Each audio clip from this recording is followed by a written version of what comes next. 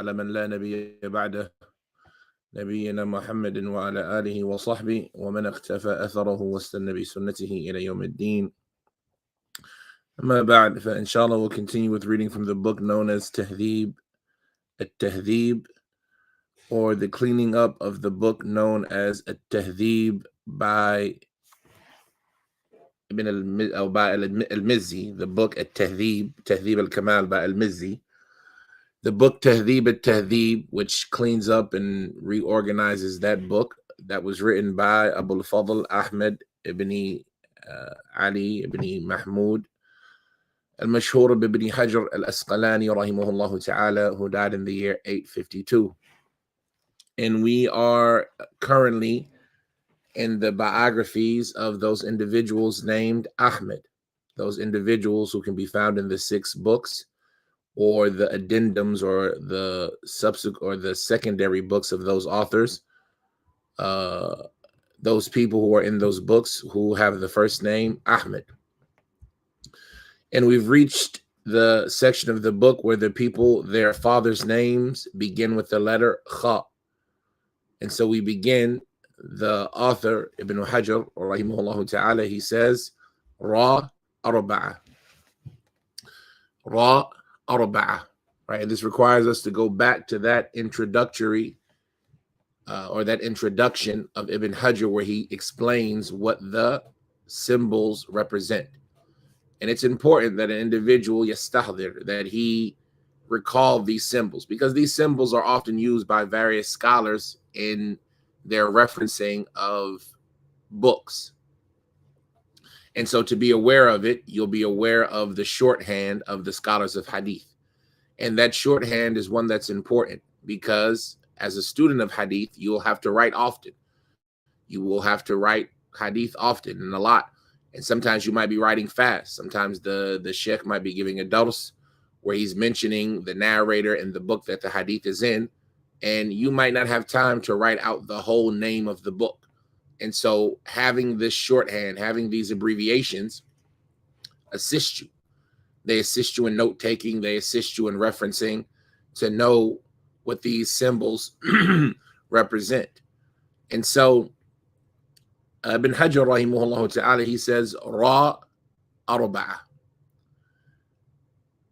The Ra, as we mentioned in the introduction, it represents al-juz fil qira'ati khalf al-imam. That small book, that juz, that book about a particular topic that was written by al-Bukhari, the topic being specifically al-qira'a khalf al-imam, the juz of reciting behind one's imam. Now let me double check the Ra.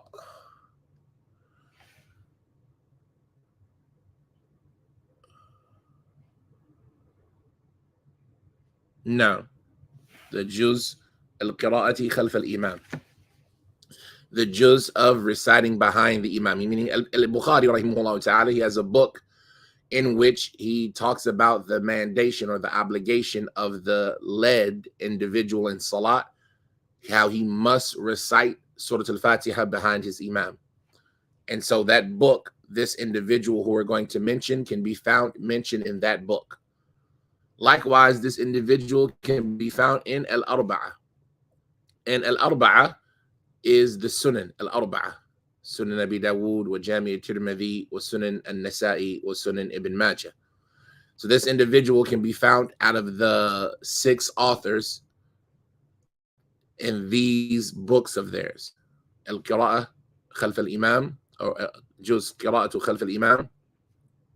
And likewise, the 4 Sunan. Who is this individual we have in front of us? His name is Ahmad ibn Khalid ibn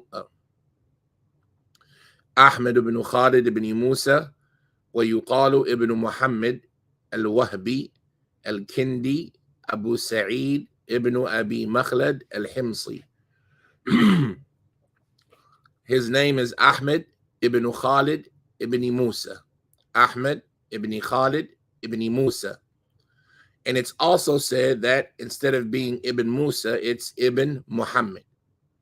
So some people say his name is Ahmad ibn Khalid ibn Musa, and some people say his name is Ahmad ibn Khalid ibn Muhammad. al-Wahbi. Al-Wahbi is an affiliation to a tribe, Bani Wahab, who was Wahab ibn Rabi'a ibn Muawiyah al-Akrami, Batun min Kanda. Naam. So al-Wahbi is a small branch of a tribe of the Kanda tribe. And that's why he says al-Wahbi al-Kandi or al-Kindi, Bani Kinda. Al-Wahbi al-Kinda with a kasra on the kaf and a sukoon on the noon is an affiliation to the tribe of Kinda, which is a tribe that is well known from Yemen. So this is his tribal affiliation. Al-Wahbi al-Kindi.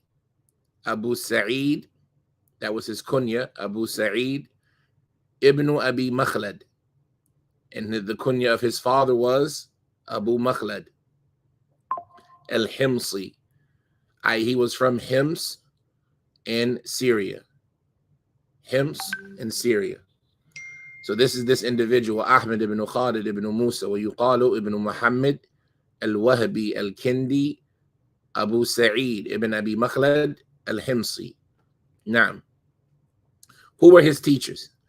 He said, روى عن محمد ibn Ishaq را وشيبان ويونس ibn Abi Ishaq وغيرهم. From the people that he narrated upon, from his teachers, there was Muhammad ibn Ishaq. Muhammad ibn Ishaq, Ra. Meaning you can find his narrating on Muhammad ibn Ishaq in that juz, Qira'ati Khalf al-Imam, by al-Bukhari. As well as people like Shayban and Yunus ibn Abi Ishaq, Yunus ibn Abi Ishaq, and other than them. Right? These were some of his teachers. From his students, it says, روى عنه البخاري في جزء القراءة وغيره والذهلي وعامر بن عثمان الحمصي ومحمد بن عوف ومحمد بن المصفى وعمران بن بكار وأبو زرعة الدمشقي. From his students, there was al-Bukhari, who narrated on him in his book, Juz al-Qira'ah, right, that book reciting behind your Imam, and other than it. Right, Bukhari narrated on him in other books.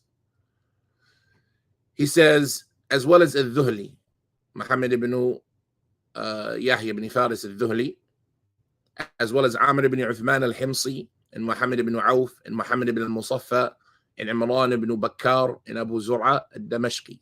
These are from his students. Ibn Hajar, he says, وَنَقَلَ عَنْ يَحْيَ بن معين أو ونقل عن يحيى بن معين أنه ثقة. Right? They transmitted from Yahya ibn Ma'in that this individual was thiqa, righteous and reliable. Ahmad ibn Khalid ibn Musa was righteous and reliable according to Yahya ibn Ma'in. He says, وقال ابن أبي عاصم مات سنة 14 و200. According to Ibn Abi Asim, Ahmad ibn Khalid ibn Musa, he died in the year 214 after the Hijrah. He died in the year 214 after the Hijrah. Ibn Hajar rahimahullah ta'ala, he says, قلت وقال أبو زرعة الدمشقي سنة 15 وقال الدارقطني لا بأس به. As far as the date of his death, Ibn Hajar says that Abu Zur'a mentioned that he actually died 215. So there's some discrepancy about when he died. And he says that Ad-Daraqutni said about this individual, Ahmad ibn Khalid ibn Musa, or Ibn Musa, la ba'sa bihi. There's nothing wrong with him, i.e. he's acceptable. Ibn Hajar, he goes on to say about him, أخرج له ابن خزيمة في صحيحه وذكره ابن حبان في الثقات. He says that Ibn Khuzaymah has narrated from this individual in his authentic book, meaning Ibn Khuzaymah, Imam al-A'imma, Ibn Khuzaymah, was a student of Bukhari. He has a book known as Sahih Ibn Khuzaymah. It also has another name, al-Mukhtara. But it's famously known as Sahih Ibn Khuzaymah. And in his book, Ibn Khuzaymah, he made the condition upon himself that he only narrates authentic hadith. And so he narrated from this individual, Ahmad ibn Khalid ibn Musa, in his book that is known as Sahih. And also Ibn Hibban mentioned this individual in his book known as Al-Thiqat, the righteous and reliable people.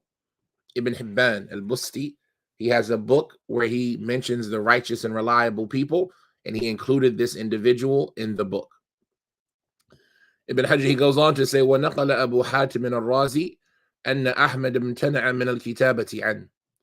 He says, however, Abu Hatim al-Razi, Abu Hatim al-Razi, from the ulama of al-ilal, the subtleties and weaknesses in hadith, as well as the people from the scholars of Jarh and Ta'dil, Abu Hatim al-Razi, he transmitted a statement of Imam Ahmed that he used to forbid people from writing down information from this individual.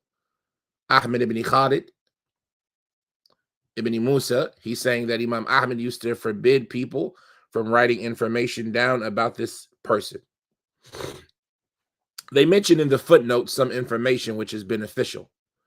He says, وبيان القصة كما نقله أبو حاتم في تاريخه أن أحمد بن حنبل قدم دمشق حين أراد الفريابي فمر يسأل عن الشيوخ فقال أحمد الوهبي وبشر بن شعيب بن أبي حمزة فأتى الوهبي فأخرج له كتاب ابن إسحاق فقال له أحمد أيام محمد بن إسحاق محدثي بغداد من كان؟ قال عبد العزيز الماجشون والمسعودي فمسح أحمد قلمه وقام.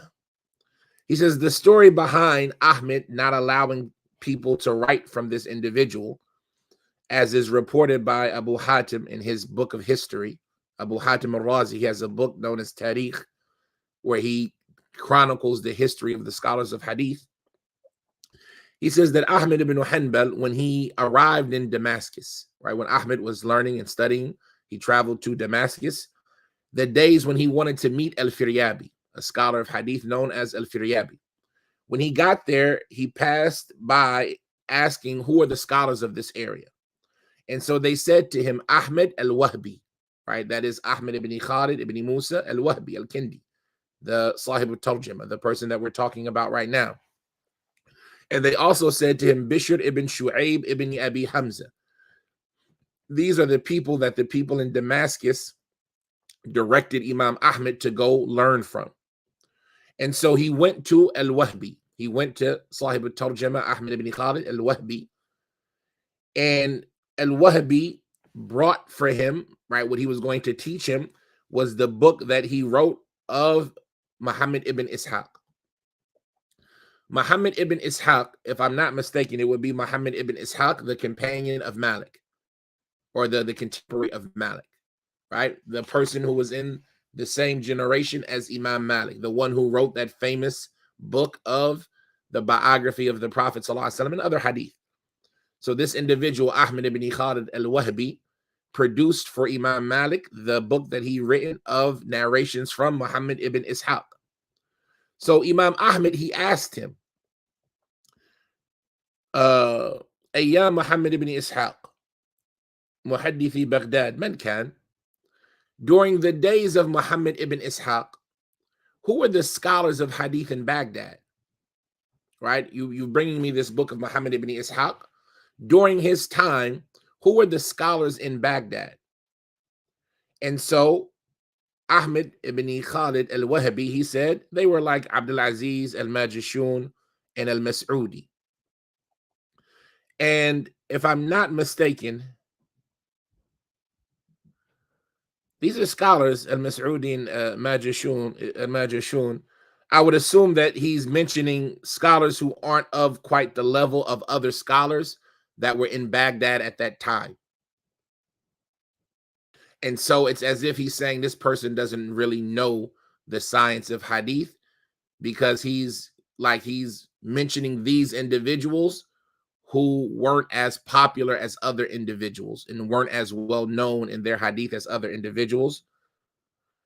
And so he says that Imam Ahmed, he erased everything that he wrote from this individual, and he stood up and left when he gave that answer. And so this is the reason why Imam Ahmed wouldn't narrate from this person, or wouldn't allow people to narrate from this person.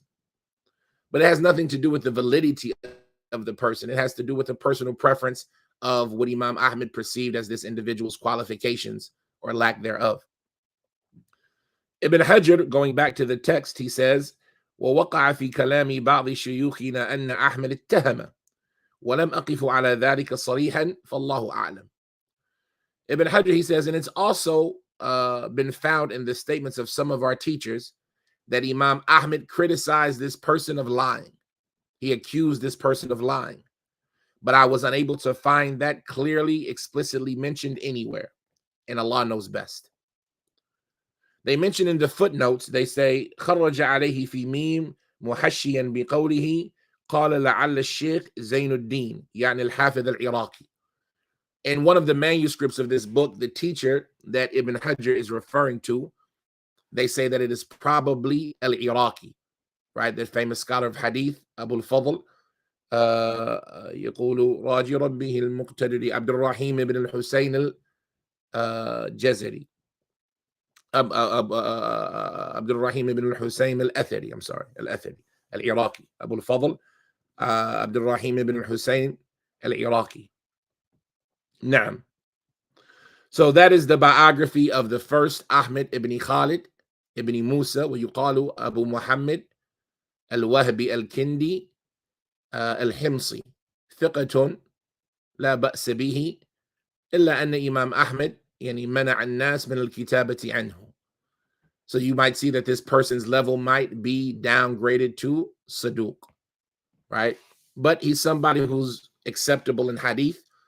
We don't know of any criticism about him that is explained and clear to remove. And this is what they mean when they say that if a person has praise, right? We see that An-Nasa'i praised this person, and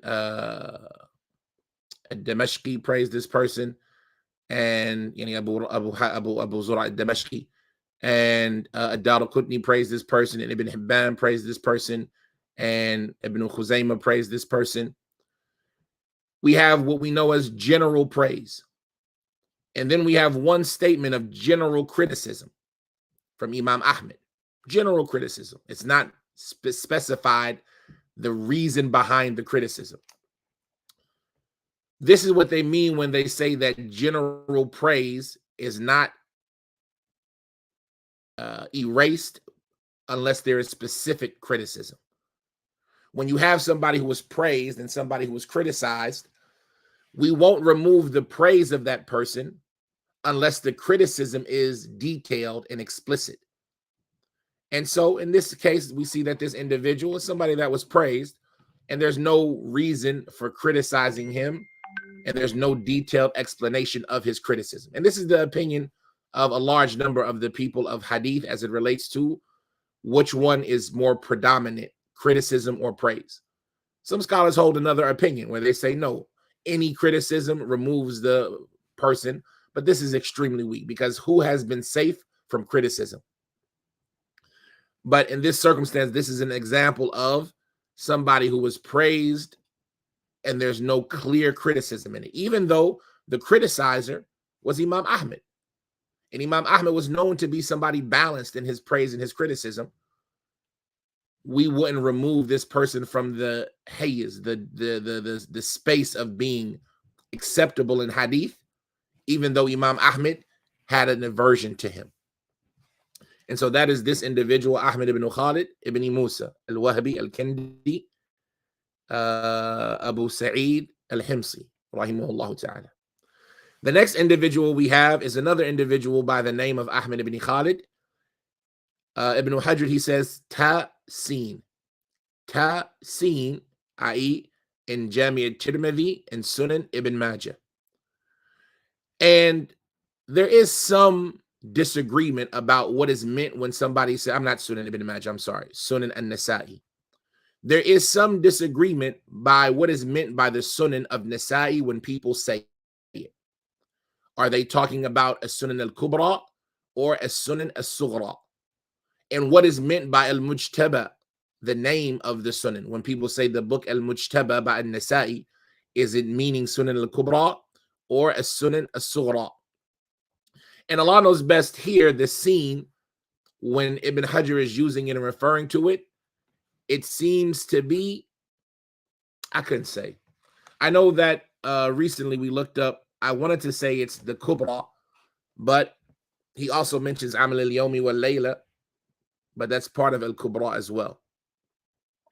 In any circumstance, this is some discrepancy that people mention, or some disagreement of people. Is the seen representative of al-Kubra, of Nasa'i as-Sunan al-Kubra, or as-Sunan as-Sughra? Because Nasa'i has two books named as-Sunan, and more people nowadays, they default to saying it's the Sunan as-Sughra, the smaller book. But some of them also say no, it's or some of them instead say no, it's the Kubra. Allah Ta'ala alam. Anyway, this person can be found in Jami' at-Tirmidhi and Sunan an-Nasa'i. And a person might say, well, doesn't Ibn Hajar specify which Sunan it is? Because in the chart of books, he says what al-Nasa'i seen, but he doesn't say what book it is. And perhaps maybe in the comments we'll attach some of the statements of the scholars regarding is the seen representative of al-Kubra or as-Sughra. Who is the person that is in Jami' at-Tirmidhi and Sunan an-Nasa'i? They say he is Ahmad ibn Khalid al-Khalil, Abu Ja'far al-Baghdadi al-Faqih. The name of this individual is Ahmad ibn Khalid al-Khalil, right? His nickname, or how he was known, was al-Khalil. And they say al-Khalil is with a fatha on the kha that has a dot on it, right? The one that has the dot on the top, and a shadda on the lam, Khalal. And it is an affiliation to making of vinegar and selling it, i.e., he was a vinegar salesman. He would sell vinegar. And so just some of the subtle benefits that I like to derive from this. Right, nowadays, we as individuals, we like to be students of hadith. We like to learn hadith and try to catch up to the caravan of the scholars of hadith. One thing about the scholars of hadith is that they had jobs.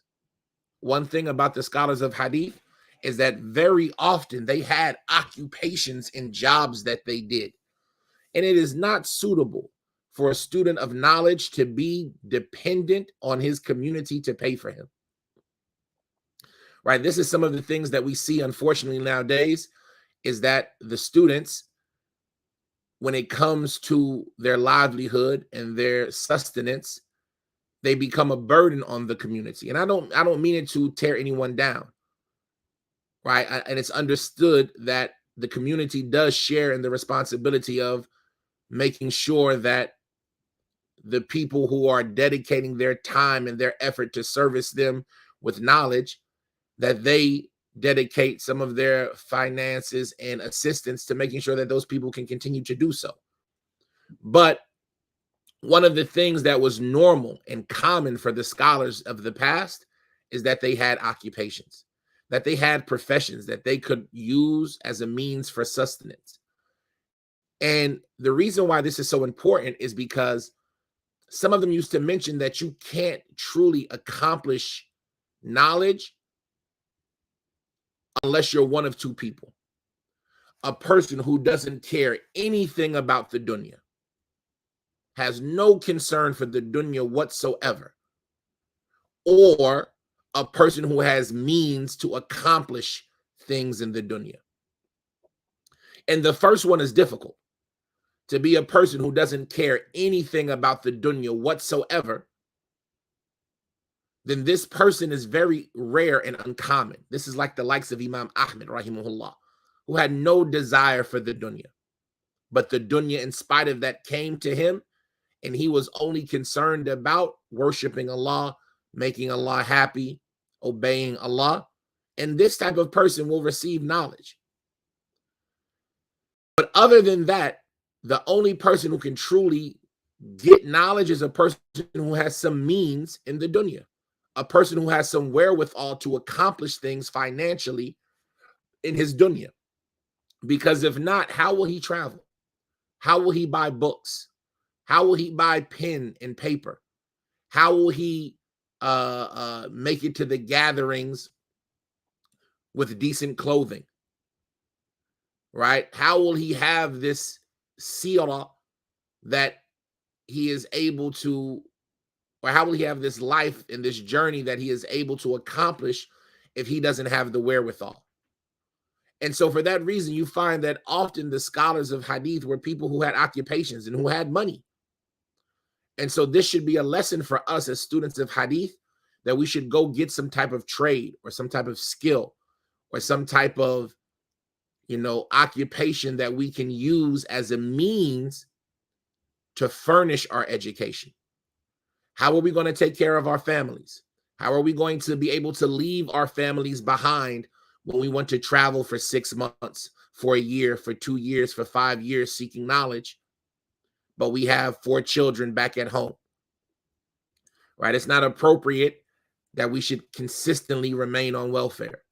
It's not appropriate that we should be unemployed and,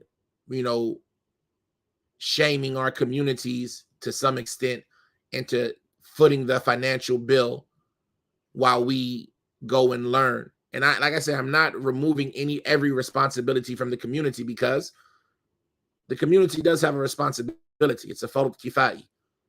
But we should be in the position of having some control over our occupation and our sustenance and our means of provision after the assistance of Allah Azza wa Jal. And so all of that is just a point to build off of this statement here, that the individual, Ahmad ibn Khalid, his nickname was al-Khalil, the vinegar salesman, right? This was his job. He would acquire and sell vinegar. His kunya was Abu Ja'far, and he was from the people of Baghdad, and he was known as al-Faqih, or al-Faqih, the scholar of Islamic law. Ahmad ibn Khalid al-Khalal, Abu Ja'far al-Baghdadi. From his teachers, he says, روى عن ابن عيينة ومعن ابن عيسى القزاز وإسحاق الأرزق والشافعي ويزيد بن هارون وغيرهم. From the people that he narrated on, and you're going to see, right, a fluctuation, a big difference in teachers. Ibn Uyayna, right? Sufyan ibn Uyayna min kibar at-tabi'in, min kibar atba' at-tabi'in, min kibar atba' at-tabi'in, who died in the year 198, as well as Ma'an ibn Isa al-Qazzaz, as well as Ishaq al-Arzaq, as well as Ash-Shafi'i.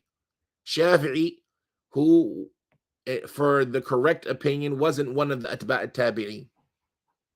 He was from the generation after that. Although he was alive during their time, it's not documented that he met anyone from the tabi'in. Ash-Shafi'i, who died in the year 204. And Yazid ibn Harun, right? Yazid ibn Harun, from the last of the atba' at-tabi'in, and other than them. Those were from his teachers. He says, روى عنه الترمذي والنسائي وأبو حاتم الرازي وأبو العباس ابن الأخرم وعبد الله بن أحمد وأبو العباس بن مسروق ويعقوب بن سفيان وأبو جعفر بن جرير وغيرهم. From his students, there were people like At-Tirmidhi, Muhammad ibn Isa At-Tirmidhi, as well as Nasa'i, Abdul Rahman ibn Shu'ayb al-Nasa'i, and Abu Hatim al-Razi, and Abu al-Abbas ibn al-Akram, and Abdullah ibn Ahmad, right? Imam Ahmad's son, Abdullah, as well as Abu al-Abbas ibn Masruq, as well as Yaqub ibn Sufyan, Abu Ja'far ibn Jarir, yani ibn Jarir al-Tabari, Muhammad ibn Jarir al-Tabari, and other than them. These were all from the students of this individual, Ahmad ibn Khalid al-Khalal.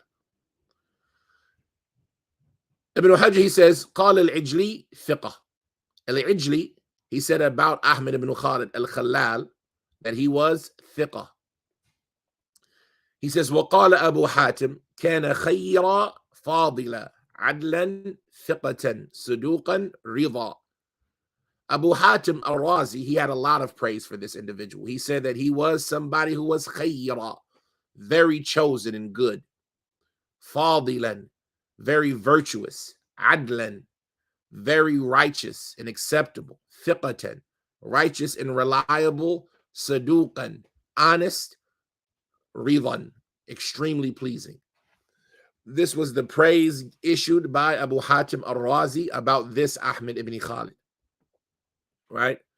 He says, قال ابن خراش, Khurash or Khirash? A second.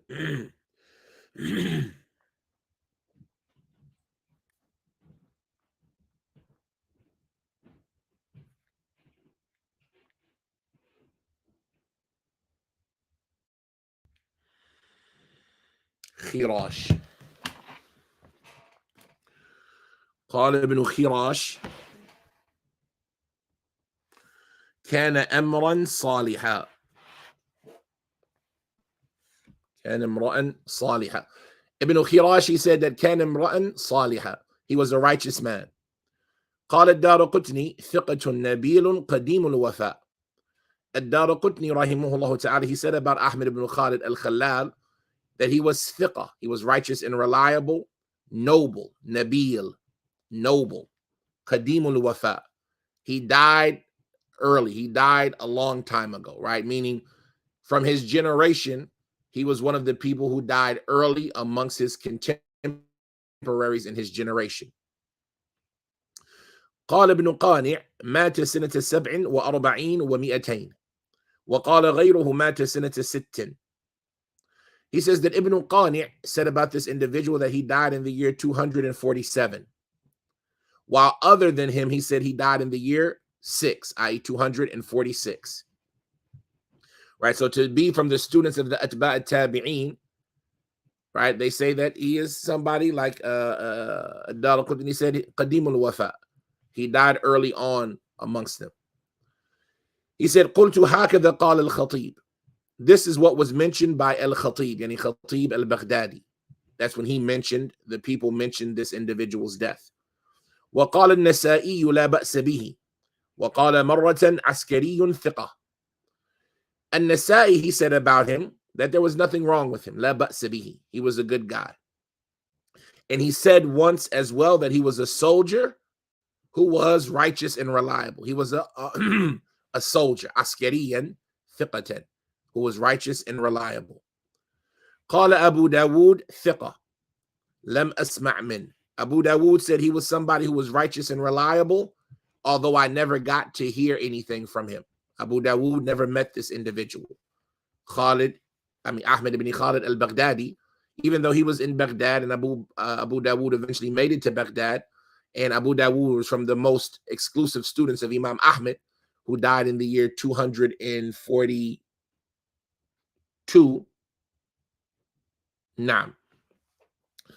242. In spite of, and this individual died in 247 or 246, Abu Dawood never had the opportunity to hear anything from him.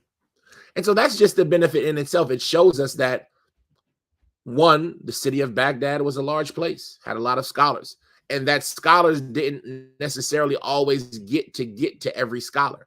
How Abu Dawood can be in Baghdad whenever he was in Baghdad and be an exclusive student of Imam Ahmad, who was in Baghdad, and at the same point in time, never meet this individual to narrate from him. Ahmad ibn Khalid.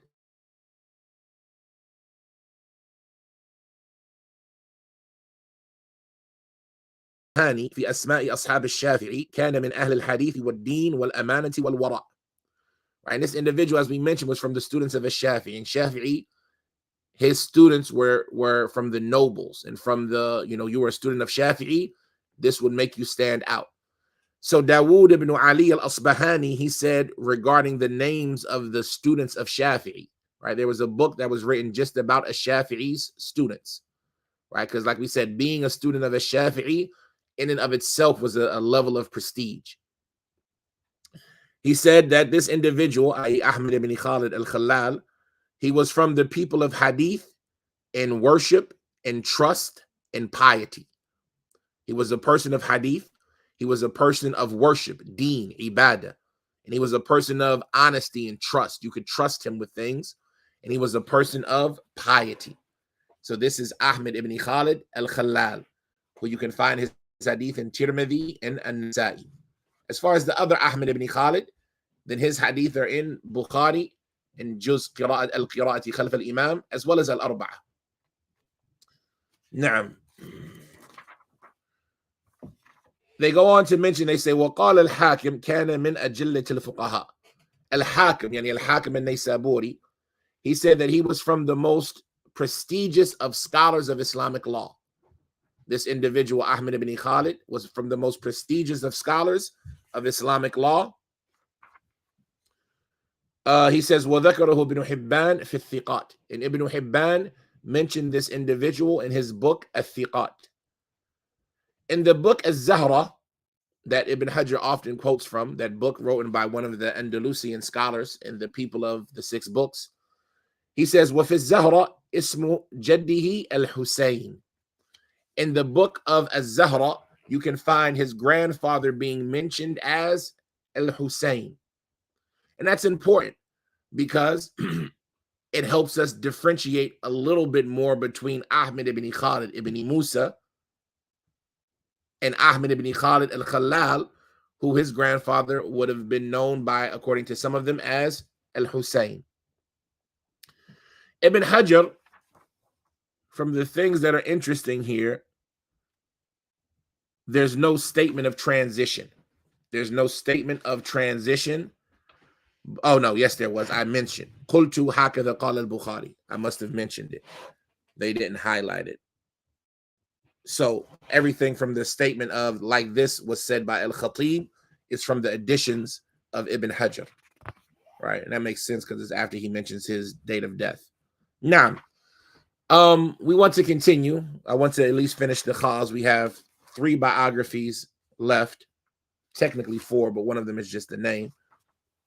And these 3 people that we have left, they are all named Ahmad ibn al-Khalil. So we finished Ahmad ibn Khalid, and we now have Ahmad ibn Khalil. Ahmad ibn al-Khalil. The first one he says, seen Ahmad ibn Khalil, Abu Ali At-Tajir al-Baghdadi. This person can be found in Sunan al-Nasa'i. His name is Ahmad ibn al-Khalil, Abu Ali At-Tajir, the salesman, right? And al-Khatib al-Baghdadi, he said about this nickname of his, the salesman, he says, كان يتجر في البز وسكن نيسابور. He used to sell silk, and he's an individual who took up residency in Naysabur. Right? Once again, showing us that the people of Hadith, they had jobs, right? They would figure out how to earn a living. His name is Ahmad ibn al-Khalil, Abu Ali At-Tajir al-Baghdadi. He was also attributed to the people of Baghdad. From his teachers, he says, روى عن يزيد بن هارون وحجاج بن محمد وروح بن عبادة وأبي النضر وزكريا بن عدي وغيرهم. From his teachers were people like Yazid ibn Harun and Hajjaj ibn Muhammad and Roh ibn Ubadah and Abi Nadhr and Zakaria ibn Adi and other than them. These were from his teachers. He says, روى عنه النسائي وابن خزيمة ومطين ويعقوب بن سفيان وحسين القباني وقاسم بن أصبغ وإبراهيم بن أبي طالب وعدة. Right, these names, it's very important that you hear them all over and over and over again because you start to develop a picture of the scholarship of every generation. Like some of these names we hear all the time. An-Nasa'i, Ibn Khuzaymah, Mutayyin, a famous scholar of hadith from the later generation after that of Bukhari and them. Mutayyin was a famous scholar of hadith, and he has books of hadith that have reached us. Yaqub ibn Sufyan, Hussein al-Qabbani, Qasim ibn Asbagh, right? Qasim ibn Asbagh is one of the people who connected the East to the West. When we read, for example, Jami' Bayan al-Ilm wa Fadlihi or Shar Usul I'tiqadi Ahl Sunnati wal Jama'ah, even though al-Lalaka'i, al-Tabari, was from the East, Qasim ibn Asbagh was from the scholars who connected the people in Spain to the people of Hadith. Ibrahim ibn Abi Talib and a large group besides them. These were all from his students. So we know that this individual had prominence.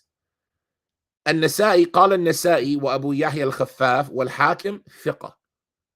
النسائي and Abu Yahya al-Khaffaf and al-Hakim, all of them said about this individual, Ahmad ibn al-Khalil, Ahmad ibn al-Khalil al-Baghdadi, Ahmad ibn Khalil Abu Ali At-Tajir, Ahmad ibn Khalil, Abu Ali At-Tajir al-Baghdadi. All of them said about him, An-Nasa'i, Ibn Khaffaf, and An-Nasa'i, or Abu Yahya al-Khaffaf, and An-Nasa'i, and Al-Hakim. All of them said about this individual that he was thiqah. And Al-Hakim, he added the statement, he was thiqatun ma'mun. He was righteous and reliable and extremely trustworthy. He says, وقال القباني مات لثلاث بقين من ربيع الأول سنة 48 و200. Al-Qabbani said about him that he died with 3 days left from the Rabi' al-Awwal. 3 days left in Rabi' al-Awwal, yani the 27th of Rabi' al-Awwal in the year 248. In the year 248. One thing that we've noticed so far, and we've covered so far 35 biographies, is that most of the people are acceptable. And this is from the reasons why some of them go as far as saying, as it relates to the 6 books, that they are a sihah as-sitta, the 6 authentic books.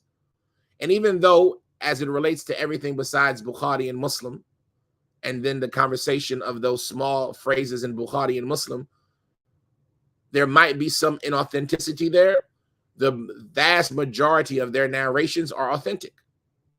And we see this when we look at so far out of the thousands of people that we will cover, that, or the hundreds, in the better phrase, the hundreds of people that we'll cover. Most of them are going to be righteous and reliable, acceptable. But here he says that this individual, he died in the year 248.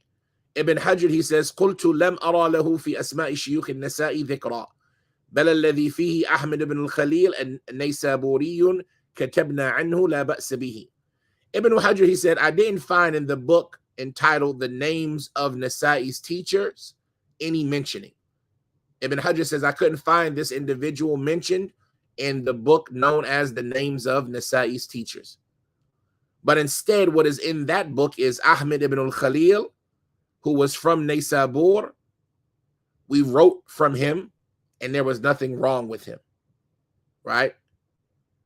And so this is just Ibn Hajar commenting on some of the previous statements. He said, وَقَالَ الدَّارَقُطْنِي قَدِيمٌ لَمْ يُحَدِّثْ عَنْهُ مِنَ الْبَغْدَادِيِّينَ أَحَدٌ وَإِنَّمَا حَدِيثُهُ بِخُرَسَانٍ.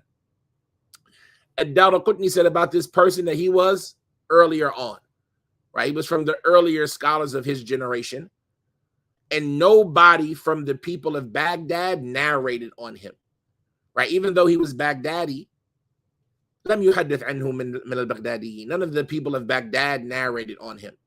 Instead, his hadith were prominent in Khurasan. Khurasan is that area of Iran, Afghanistan, right, where Naysabur was one of its main provinces. And so this individual, even though he was Baghdadian, his hadith aren't Baghdadi hadith. You're going to find his students that narrate his hadith being from the people of Naysabur and Khurasan in that region.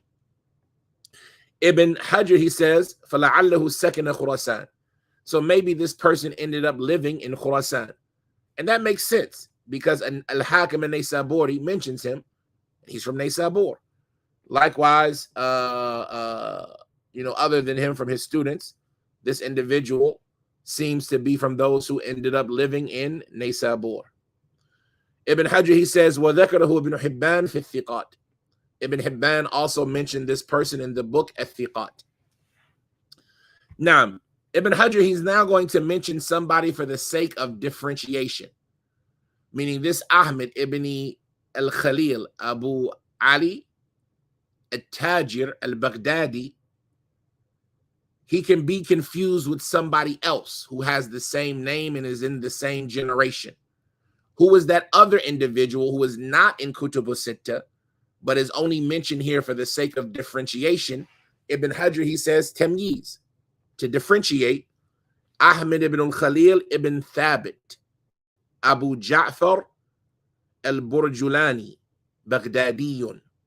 There's another Ahmad ibn al-Khalil who was Ahmad ibn Khalil ibn Thabit, who his kunya was Abu Ja'far al-Burjulani. Burjulan is with a dhamma on the letter with one dot, and then a sukoon on the ra, and a dhamma on the jim, which is an affiliation to a village from the villages of the area known as Wasit. Wasit, right, is an area in Iraq. Al-Wasit is an area in Iraq, صح? Like Aqidatul Wasitiyya. Al-Wasit, for some reason I want to say Syria, but it's Iraq. Al-Wasit, Wasit. Now, Wasit is an area in Iraq. You could say it's the province south of Baghdad, right? If you're south of Baghdad, that area would be Wasit. And so this individual, Burjulani, is attributed to a village from Burjulan, is a village from the area of Wasit. Naam. So his name was Ahmad ibn Khalid ibn Thabit Abu Ja'far al-Burjulani Baghdadi. He was also attributed to the people of Baghdad. Ibn Hajar says about him, from his teachers, Rawa an Aswad ibn Amir wal Hasan ibn Musa al-Ashyab wal Waqidi wa ghayrihim. وأنه ابن البختري والنجاد وعثمان بن السماك وأبو بكر بن الهيثم الأنباري وهو خاتمة أصحابه. From his students were people like Ibn al-Bakhtari and al-Najjad and Uthman ibn al-Sammak and Abu Bakr ibn al-Haytham al-Anbari, and he was the last of his students. Yani Abu Bakr ibn al-Haytham al-Anbari, which is a city in Iraq, was from the last of his students. Al-Khatib said about this Ahmad ibn Khalil ibn Thabit, Al-Khatib al-Baghdadi said about him, kana thiqa. He was somebody who was righteous and reliable. And he says, وقال ابن قانع مات في شهر ربيع الأول سنة 77 و200 ذكر للتمييز. So this Ahmad ibn Khalil ibn Thabit, he actually died later, 277. But he was somebody who was also Baghdadian, who you need to know the difference between the two. Right? Ahmad ibn Khalil Abu Ali al-Tajir and Ahmad ibn Khalil ibn Thabit Abu Ja'far al-Burjulani. Even though both were reliable. There is another Ahmad ibn Khalil that is going to be mentioned for the sake of differentiation.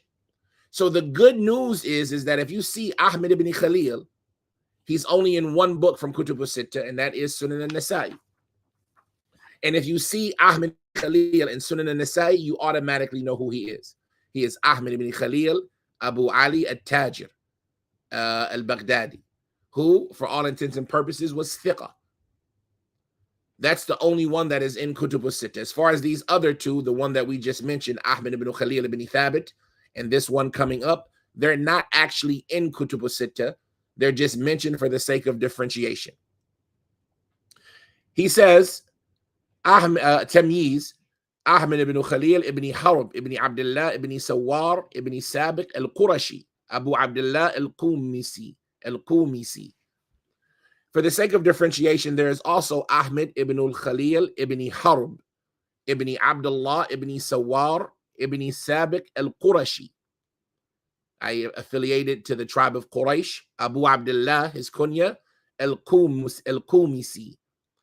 Al-Qumisi, they say Qumis with a dhamma on the qaf and a kasra on the meme is very famous on the tongues. This is the way that people normally say it, Qumis.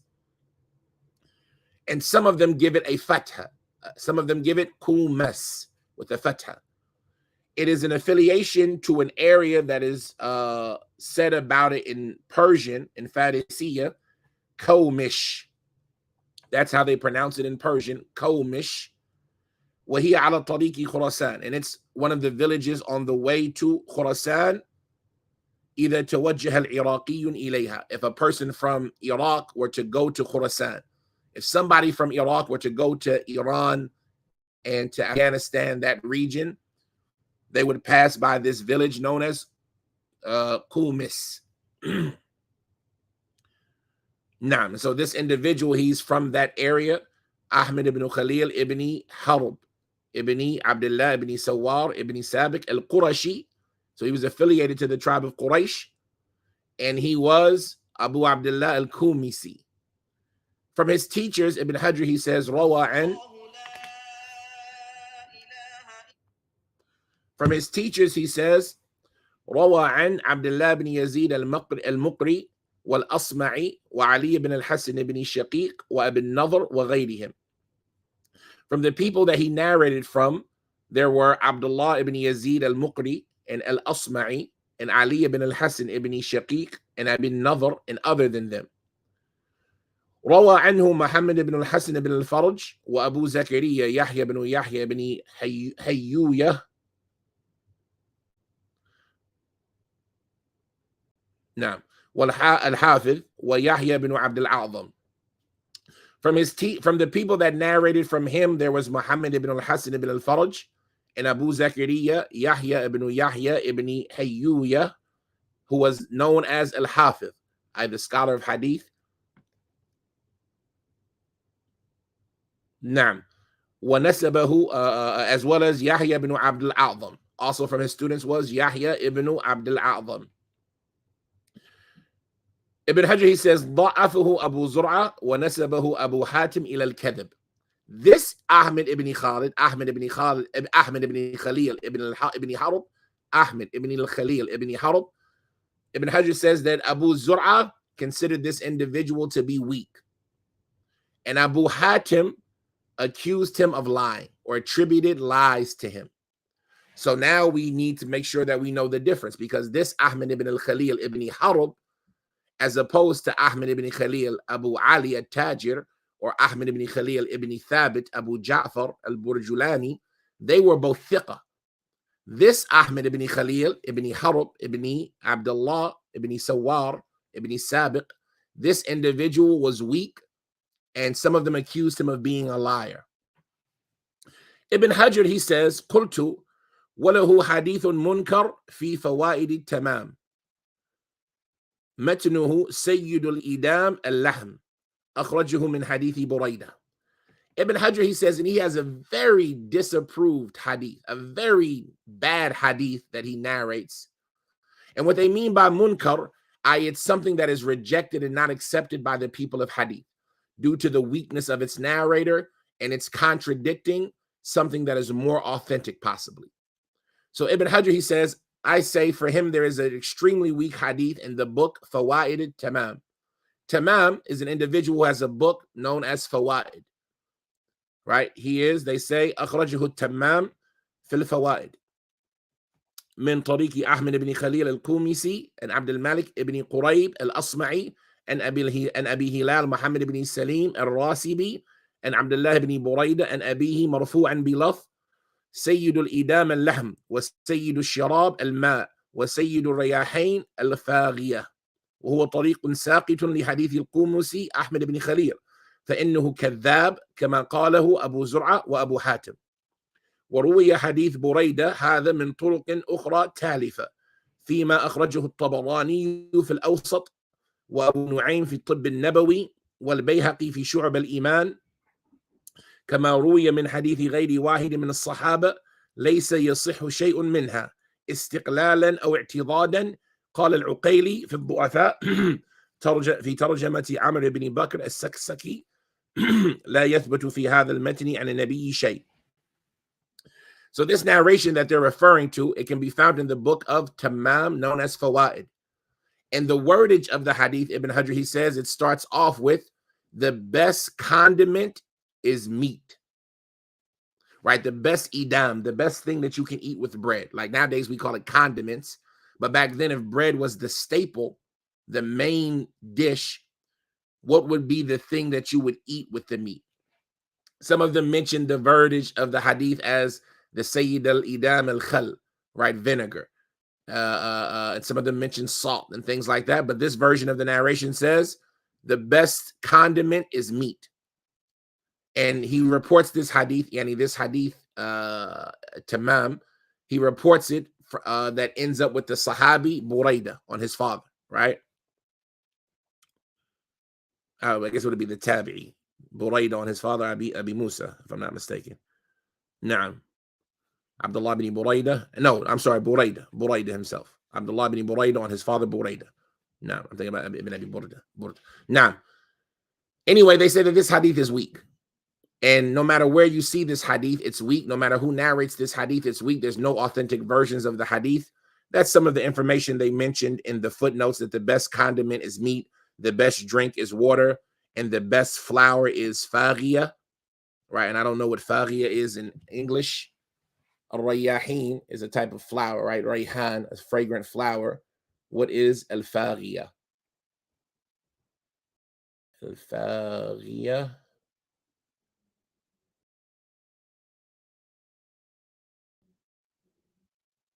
Al-faghiya is a type of oud.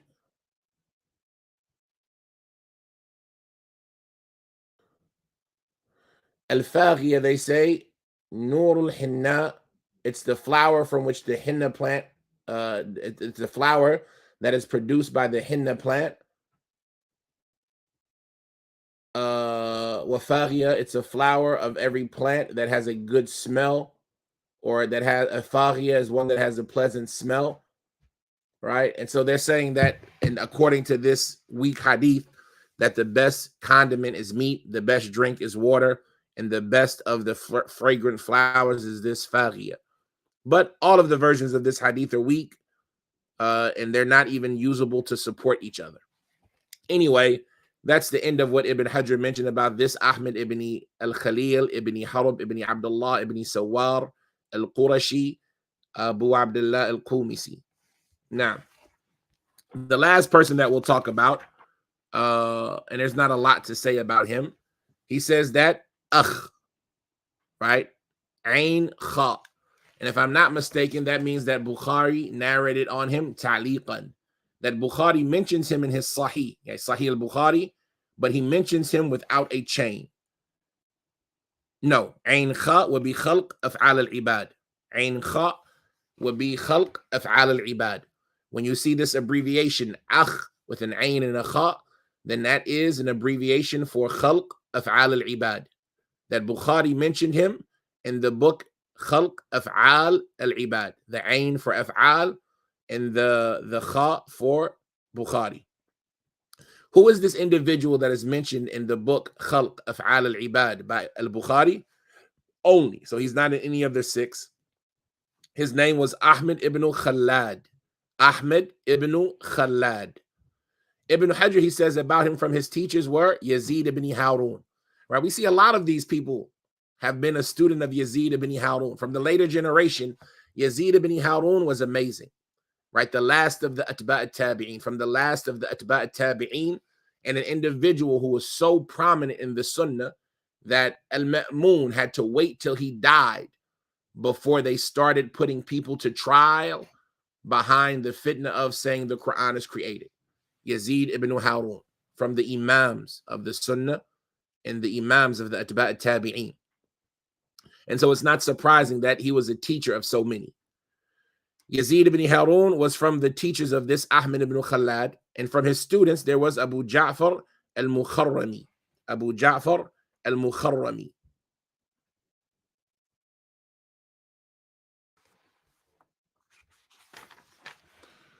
Ibn Hajar, he says, روى له البخاري في خلق أفعال العباد ليس له ذكر في التواريخ.